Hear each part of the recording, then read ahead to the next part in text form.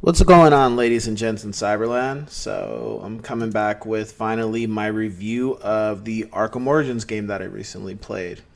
Or a while ago. Anyway, so let's get to it. So with Arkham Origins, I bought this game back in, I think, 2013. And I played it right when it came out, because I was a huge fan of Arkham Asylum and Arkham City, of course. And I have to say, it wasn't a pleasant experience. And the reason why it wasn't for me was because I really couldn't do much of the game in regards to my abilities. I had come off of playing those two games where I really perfected my craft on how to play and how to keep from getting killed. Even though I get killed in any game I play, regardless of how many times I play it. And with this one, it just didn't flow. The gameplay for me just wasn't as great as the other ones, and I really ran through the game as quickly as I could just to be done with it, because it just wasn't fun. It just didn't appeal to me as much as the other two. Also, please note that my gameplay is clipping a lot, or it clipped during my gameplay too, because I used a program called Twitch, which I'm sure probably works for other people, but it didn't work for me. So future games that I record will never be through that. I will be doing through using my my PC and laptops to do the job, to get what I need done, and external hard drives and all those kind of things. So in regards to Arkham Origins story, the game takes place 5 years before Arkham Asylum, and you kind of get an idea of this Batman is more rugged, not fully making the best choices or how to react to situations where he does in the later games. And my issue with that is I understand what they're doing with that, but then I think about when they came up with this game, did they correlate murder investigation? Did they coordinate the other Arkham characters in here, such as the people that work with Batman? Because Dick and of course Jason and Tim, I'm like, and then even Barbara, I don't think they really got down the timeline too well with this game. I think it would have been better to say this game was probably 10 years before Arkham Asylum, or maybe 15, just because certain things just don't correlate as well because of those other characters and such. As far as the villains, though, I think they did a great job with who they brought in here. I liked the interaction that we had with Edward, who eventually becomes the Riddler, as well as why Bane looks the way he does now in the other Arkham games as opposed to what he looked like in here. The interaction relationship between Batman and Gordon was great, because I think people sometimes interpret that they always had this great relationship. They were cool with each other. They respected each other. I'm like, that's not how it started out. It took a while for that to happen. That trust level to begin, because the city is corrupt, the police are corrupt, every infrastructure of Gotham is corrupt pretty much. So, as far as the combat system, Combat system was fine with me for the most part. Here we go, glitching again. Fighting people on the street was perfectly fine. I didn't really have an issue. It felt natural like it did in the other game. And the one thing they implemented in here was eventually you get these gloves where you can electric shock people. I thought that was pretty cool because you can continue to do even a longer combo if you would like to. As far as the weapons in the game, I really didn't use too many of them this time around because they just, by the time I had them, they didn't serve the purpose that I needed them to outside of finding stuff when it came to dealing with Riddler. When it came to dealing with some of his stuff, there wasn't really anything to where I was just like, yeah, I'd love to use this or love to use that. As far as Predator mode, I got killed a bunch of times playing Predator mode because Predator mode's never been my forte, and it's just not good at every single thing in the game. Some things take longer for me to do, and some things don't.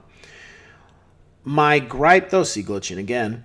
My gripe with both combat and Predator mode was the fact that some of the abilities that the villains were using, I felt like, okay, when you guys made these part of the game, did you pay attention to Arkham Asylum and City?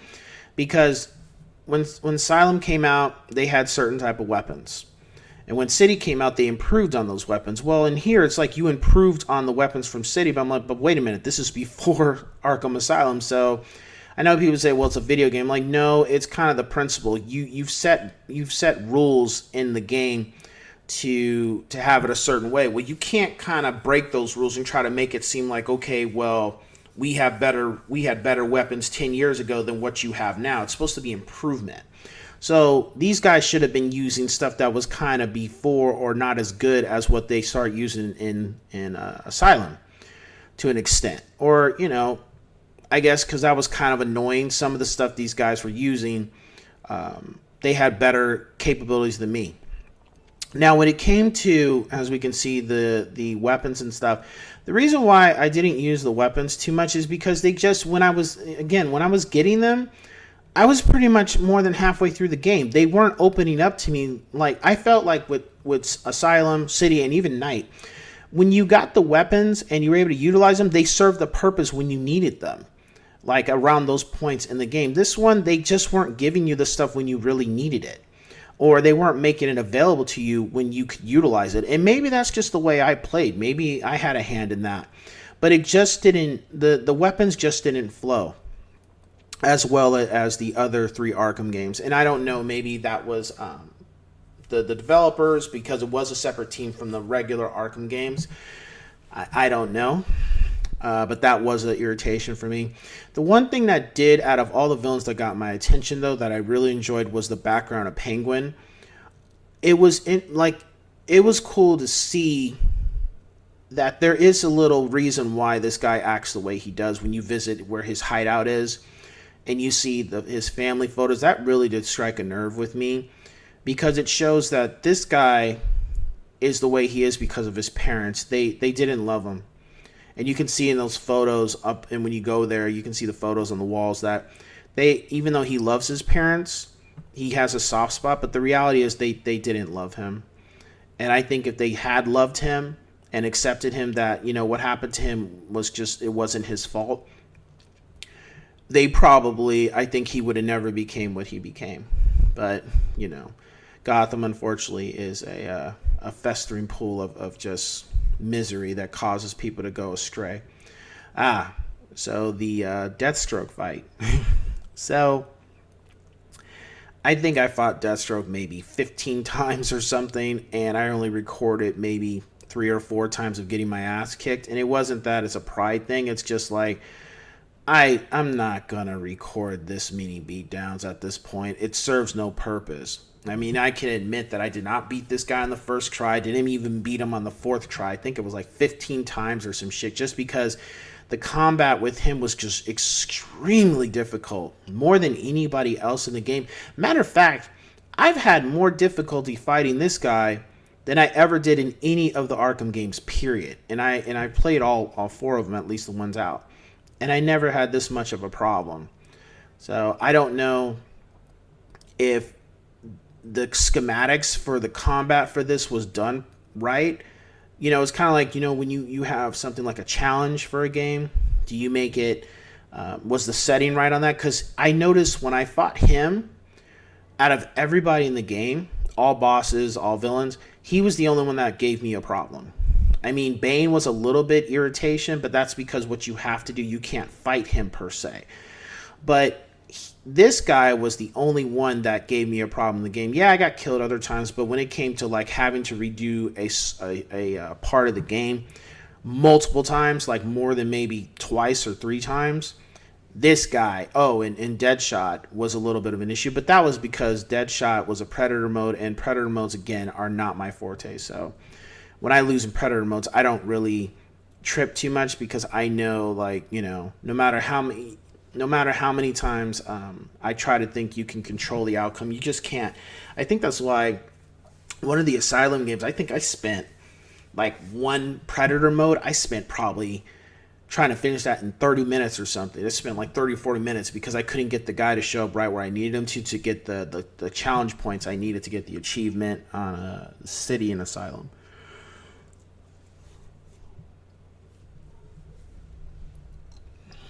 As far as the history of the game, as far as the police, as far as the city, I love that too. I love the fact that you see how everything was before Asylum, because these areas you come back to again in city, and it was just amazing how, and I got to give credit to the people that worked on this game. They did do their homework on this, or somebody came in and did their homework or brought something to the table, because you see the areas and what they looked like before City and Asylum. They looked more marvelous, I guess you could say. They looked more like a unit. They looked more clean. They looked more wholesome. They didn't look like what they became, where it's run down. It's like, man, you don't want to walk down here like this. And it's not, forget somebody being there might try to hurt you. I just think like this area might try to hurt you, like something might fall on you or something. That's how bad old Gotham became. It's just like, dude, don't even, just stay away. That's just what it looked like.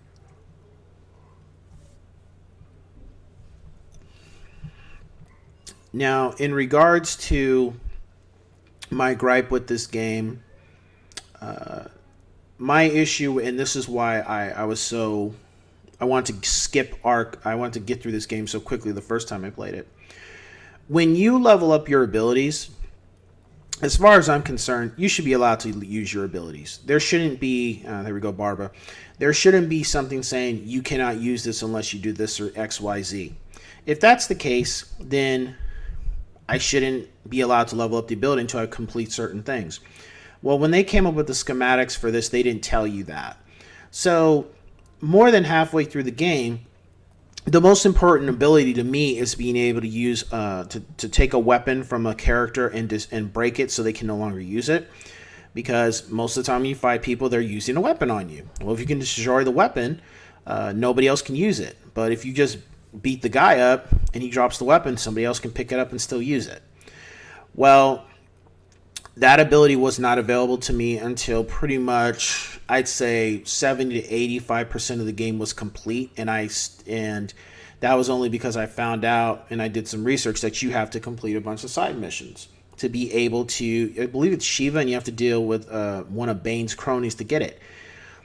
Which I had no problem with doing side missions. However, if that was the case, I would have done those side missions as soon as they popped up. So then, hey, I can use one of the most important abilities for me playing in the Arkham games as quickly as possible. Because by the time I was able to use that ability, I was done with the game. And then knowing what I knew at that point, I just was like, you guys kind of fucked this up, and this is not as fun as it could have been. Because the other games, you got the ability, you use the ability. And I think that was the other issue with this, is that by the time I was able to utilize a lot of the weapons and stuff, I just didn't care. They served no purpose at this point, because who I was fighting, how strong I was, and it was just like I should have been able to use this stuff a lot sooner.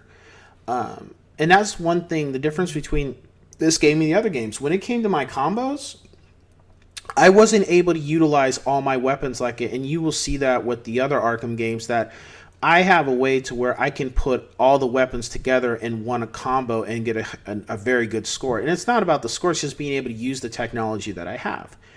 Whereas with this one, didn't happen. And by the time I had the ability to use it, I just didn't care. I was just like, you know what, let me finish up these missions just to complete them, and that's it. Let me go through all the side stuff and get it done and just be done with this. I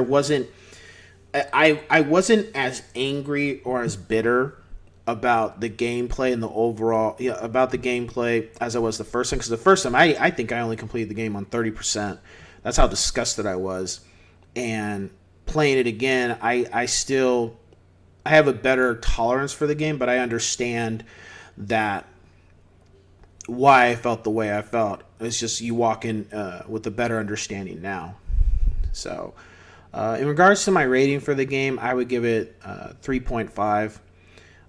I think when I first played, I probably would have given it like a 2.5.